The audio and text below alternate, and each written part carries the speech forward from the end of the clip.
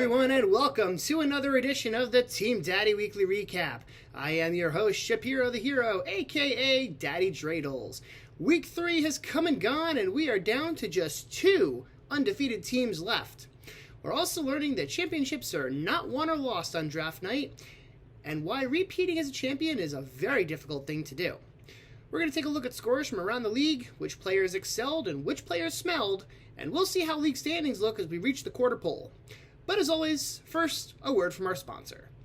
This week's sponsor is Manischewitz Wine. Manischewitz, good for toasting to victory, drowning your sorrows, or saying l'chaim for a sweet new year. I think at this point you guys all kind of get where I'm going with this week's recap, but then again, it's what you all voted for. So without further delay, let's go around the league, starting with our matchup of the week. The matchup of the week this week featured myself against Jed. And once again, you Gentiles, you never learn. You don't come for the Jew during the high holidays. It doesn't work for you. With Rosh Hashanah, the Jewish New Year, starting on Monday, I was able to celebrate in grand style thanks to my 158.85 to 136.05 win over Jed. As with my other 2 wins this year, it wasn't flashy and I didn't have anyone have a monster game, but I got a nice all-around team effort. Mark Andrews led the way for me this week with 28.9 points, and I got another 24.9 from Kirk Cousins. Jed was led by an incredible 40 points from Jalen Hurts, and he started off the week strong with 22.3 from Nick Chubb on Thursday night. But in the end, the Hebrews prevailed, taking me to 3-0 on the season. Jed will look to rebound from his first loss of the year next week against Swans, while I will score off with PJ. And speaking of the commish, after scoring the most points in the league week 1, the draft night favorite has now lost 2 straight after falling to George this week, 169.45 to 144.55. George is looking like a legit contender this season, thanks in large part to Lamar Jackson, who led all players in week 3 with 54.6 points.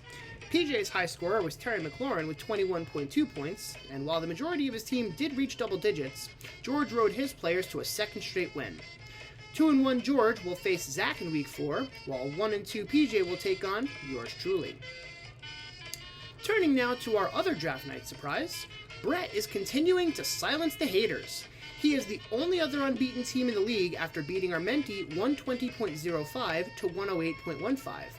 Amari Cooper led the way for Brett's team with 28.1 points, while our mentee's leading scorer was actually not Cooper Kupp this week, but it was in fact Russell Gage with 23.7 points. Our mentee will face Cheese in week 4, with both teams looking to get to 500.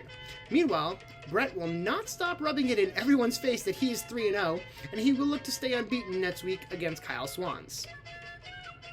And speaking of Kyle, our defending champ is in the running for another trophy this year, except it's not the one anybody wants to win. After winning the league in 2021, Kyle is 0-3 to start the season after a 178.95 to 127.6 loss to Big John. But let's give Big John some credit. He did put up the league's highest team score this week. It must be payback for me incorrectly calling him out last week. John, I would like to formally apologize for my error, and although you still have yet to beat me in the regular season, I would like the record to show that I have in fact lost to Big John since he joined Team Daddy. Now back to the recap. Big John was led by Joe Burrow and Devontae Smith, both of whom scored over 35 points this week. John also got 22.6 points from Saquon Barkley on Monday night, and another 20-point game from Jalen Waddle. For Kyle, Ramondre Stevenson was the lone bright spot, scoring 20.1 points. While Kyle did get double digits from a majority of his other players, his overall team score has him firmly in the basement as our only winless team. Kyle will look to get his first W of the season next week against Brett, and I know we all wish him luck with that. Big John is now 1-2 and will look to get back to 500 on the season when he takes on Josh in week 4. And speaking of Josh, he actually came up just short this week against Cheese, losing 121.2 to 112.45, and dropping both Rioticas in the loss column this week. Cheese was led by James Robinson in his 29.6 points, and he also got big games from Patrick Mahomes and Derrick Henry. Josh's leading scorer was Captain Tyler Conklin this week with 24.6 points, and while his superstar receiver tandem of Jefferson and Diggs combined for less than 20 points, I think we all know why. After scoring the most points in the league last week, Josh is now 2-1 and will try to get back to 500 against Big John. Cheese is coming off his first victory of the season and will look to keep it going in week 4 against our mentee. In our final matchup of the week, Zach got his first win of the season after defeating Swans 169.75 to 125.55. Our second highest scoring team in week 3, Zach was led by his captain Hollywood Brown and his 49.5 points. The Big Dogs also got big scores from Cordero Patterson and the Eagles D, both of whom broke 20 points.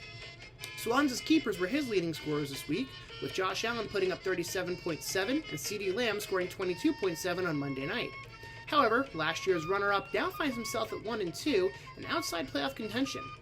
I know it's only week 4, but it's still unfamiliar territory for Swans, as he's used to being at the top of the standings. He'll try to make his way back up there next week against Jed, while 1-2 Zach hopes to start a winning streak against George. Let's take a look at the standings after week 3. Brett is somehow in first place at 3-0, and I am right behind him based on points scored. George leads our trio of one-loss teams, followed by the Riotica twins in 4th and 5th. Big John used his first win of the season to catapult up to 6th, followed by PJ, Zach, Swans, Cheese, and Armenti, all at 1-2. Kyle is in last place, still looking for his first win of the year. As week 3 comes to a close, I would like to take this time to wish all of you a sweet new year. I know no one else here is Jewish, but I don't care. I'm passing along some good blessings for y'all anyway. Looking ahead to week 4, our matchup of the week is Brett versus Kyle.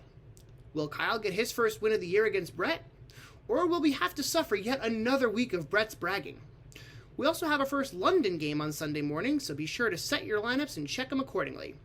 Thank you as always for watching. This has been another Team Daddy Weekly Recap. I'm Daddy Dreidels, and I will see you next time. L'chaim, motherfuckers!